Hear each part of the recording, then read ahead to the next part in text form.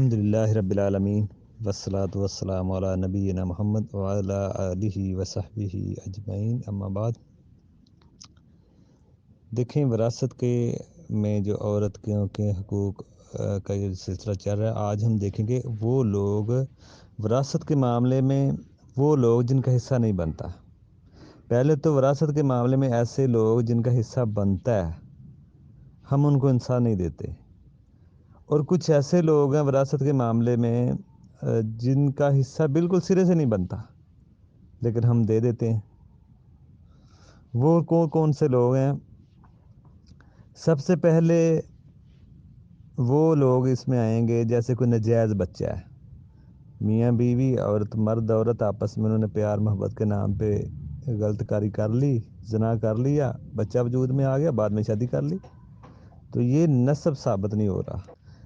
نسب اس میں ثابت کیسے نہیں ہو رہا؟ دیکھیں، خونی رشتہ شرعی طور پہ شرعی طور پہ وہ رشتہ بنے گا، پھر خونی رشتہ شمار ہوگا۔ تو وہ نکاح تو بعد میں ہوا، پہلے بچہ وجود میں، اب جب وہ بچہ بڑا ہوگا تو اس میں وراثت میں حصہ نہیں بنے گا، ٹھیک ہے نا؟ باپ کے مال میں وہ حصہ نہیں بنے گا، باپ کے ساتھ اس کا نام نہیں لگے گا، کیونکہ وہ ناجائز بچہ ہے۔ بچے کا پیدا ہونا حق ہے، بچہ پیدا ہوگا، ماں کی طرف منسوب ہوگا، لیکن باپ کے مال سے وراثت نہیں پائے گا۔ اگر یہ لوگوں کو مسئلے کا پتہ چلے تو شاید بہت سارے لوگ اس برائی سے باز آئیں۔ یہ بھی بعض جگہ پہ ہوتا ہے۔ اسی طرح لے پالک بچہ، دوسری مثال جو ہے، دوسری شکل ہے، ایسے لوگ جن کا حصہ نہیں بنتا، ان لوگوں کو ہم حصہ دے دیتے ہیں، جن کا بنتا ہے ان کو دیتے نہیں ہیں۔ دوسرے وہ لوگ ہیں لے پالک۔ ویسے تو لے پالک بچہ لینا ہی نہیں چاہیے۔ بچہ لینا مثلا بیٹا بنانا، ایسا نہیں، بیٹا نہیں بنانا چاہیے۔ پرورش کرنا، کسی کی کفالت کرنا، وہ ٹھیک ہے، لیکن نام دینا، بیٹا بنانا، بیٹی بنانا، یہ جائز نہیں ہے۔ صبر کریں اگر اللہ نے نہیں آپ کو دیا تو اگر کوئی لے رہا ہے تو اس کا بھی حصہ نہیں بنتا۔ بعض لوگ اس کو نام لگا دیتے ہیں، ساری جائیداد، بیٹیاں جو ساتھ ہوں بھی اپنی، ان کو محروم کر دیتے ہیں۔ تو بیٹیاں جن کا بنتا ہے ان کو دیا نہیں جا رہا، لے پالک کا نام لگایا جا رہا ہے۔ ایسا کوئی چکر چلاتے ہیں کہ ان کے نام لگ جائے، مرنے کے بعد بھی ان کا نام ہو جائے، سارا کچھ 1/3 کی اس کے لیے اجازت ہوتی ہے، زندگی میں دے دیں یا بعد میں وصیت کر دیں۔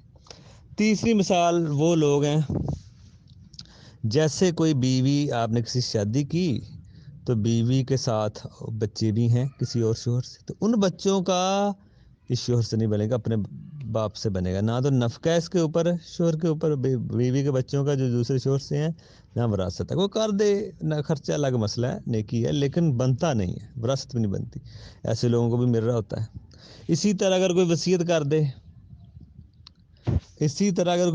کر دے، جی میرے مرنے کے بعد میری اولاد نہیں ہے، فلاں کو سارا مال دے دیا جائے، تو یہ بھی صحیح نہیں ہے۔ اسی طرح چوتھی پانچویں مثال جو ہے کہ جو وارث اپنے مورث کو، جنہوں نے وارثوں نے قتل کر دیا، ان کا بھی حصہ نہیں بنتا، چاہے انہوں نے جیسے بھی قتل کیا ہے، مل کے کیا ہے، خود کیا ہے، سازش کی ہے، جو بھی ہے، ان وارثوں کو بھی نہیں حصہ ملنا چاہیے، وہ بھی حق نہیں بنتا۔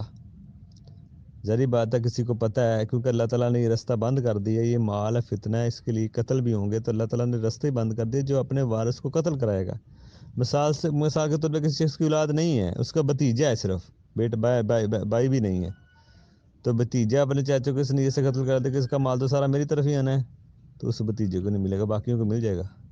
اگر سارے ملوث ہیں، سبھی کو نہیں ملے گا۔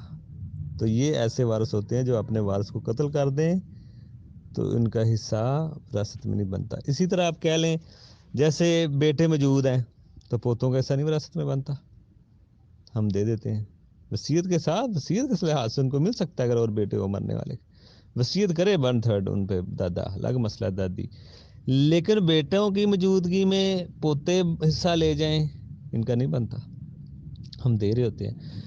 مطلب یہ نکلا کہ جن کے حصے اللہ نے رکھے ہیں وراثت میں، سیدھا مسئلہ ہے، وہ تو ہم بہانے سے ٹال مٹول کر کے جیسے بھی کسی کی مجبوری کا فائدہ لے کے معاف کروا لیتے ہیں۔ دنیا میں تو ہوشیاری چل جائے گی، لیکن آخرت کی جو عدالت ہے وہاں پہ یہ ہوشیاری نہیں چلے گی۔